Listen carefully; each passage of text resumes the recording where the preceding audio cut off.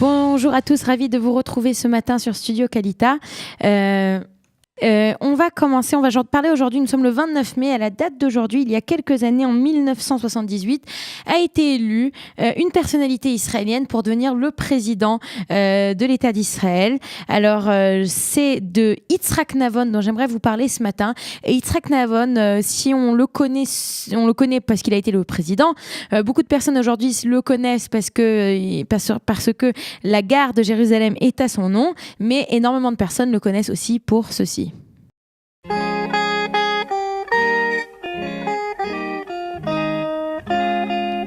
Alors si cette musique vous parle un petit peu, c'est la musique de Bustan Sephardi. Bustan Sephardi, c'est une des plus grandes œuvres qu'a dirigé Yitzhak Navon, qui raconte en fait l'histoire des juifs séfarades qui parlaient le ladino et qui habitaient entre autres à Jérusalem. Et c'est donc entre autres de cela dont j'aimerais vous parler aujourd'hui. Alors on va laisser un petit peu de musique en ladino en fond musical. On remercie Sarah la technique de nous faire ses prouesses et on va raconter l'histoire d'Yitzhak Navon. Alors pourquoi est-ce que Yitzhak Navon c'était tellement important pour lui de parler de ce monde ladino? Parce que il est né à Jérusalem dans une famille qui parlait ladino. Voilà, on le voit là à l'image sur l'extrême gauche, c'est lui, le petit garçon avec son grand frère Victor et ses parents. Et ses parents, on peut reconnaître des juifs séfarades de l'époque des années 1920 à Jérusalem. Alors il est né en 1921 à Jérusalem. Ses parents étaient des juifs espagnols. Du côté de son père, c'était des juifs espagnols qui étaient passés par la Turquie. Du côté de sa mère, ce sont des juifs espagnols qui sont passés, eux, par le Maroc et qui se sont installés en Israël. Alors, du côté de son père, ça fait déjà de nombreuses générations qu'ils sont présents, alors que du côté de sa mère, ce n'a fait que 2 générations qu'ils sont présents en Eretz Israël. Il est d'ailleurs issu de grand rabbinim. Si je vous dis le kabbaliste Chaim Ben Attar, pour certaines personnes ça fera réagir tout de suite, et c'est ainsi qu'il va grandir donc dans ce Jérusalem qui à l'époque n'est pas du tout le Jérusalem qu'on connaît d'aujourd'hui. C'est la vieille ville et quelques quartiers qui sont en train de se développer tout autour. Il va grandir, il sera à l'école dans ce qui deviendra plus tard le Tichon Liada, le Tichon qui est à côté de l'université, et puis il va continuer à l'université hébraïque de Jérusalem où il va faire des études universitaires en littérature arabe, culture musulmane et pédagogie.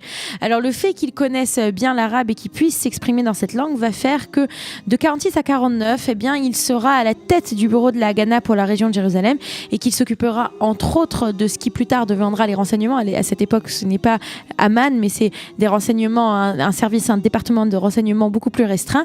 Et étant donné qu'il manie l'arabe, cela va véritablement l'aider. Et puis à la fin après cette guerre d'indépendance en 49, il sera envoyé comme diplomate en Uruguay et en Argentine. Je vous rappelle que le ladino est un espagnol qui s'est arrêté au XVIe siècle et donc au XVIIe siècle, donc il a ses bases pour apprendre, au XVIe siècle, pour apprendre donc pour parler espagnol. Et en revenant en 1951 de ses périples à l'étranger, il sera muté au poste de secrétaire du ministère des Affaires étrangères Moshe Sharett, qui plus tard deviendra Premier ministre. Et à partir du moment où il va commencer à travailler avec le Premier ministre, il va continuer avec David Ben Gurion. Et c'est ainsi qu'il sera de nombreuses années auprès de David Ben Gurion, puis il sera secrétaire du ministère de l'Éducation et de la Culture.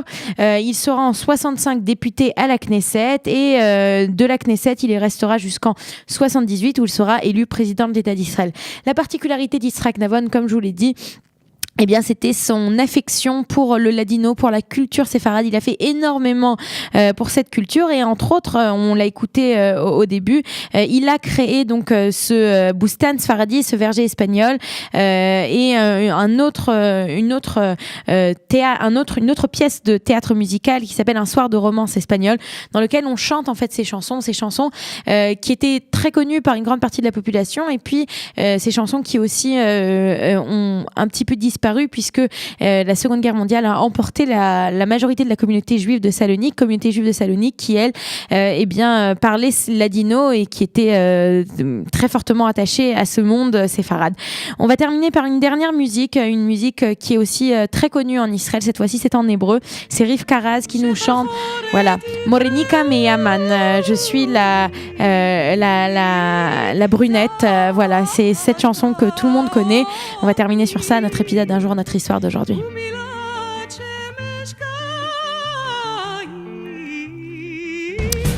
Vous aimez l'histoire juive ? Retrouvez Liana Gurfinkel dans Un jour notre histoire sur Studio Kalita, c'est tous les matins, pour découvrir ensemble les événements et les personnages qui ont fait notre histoire.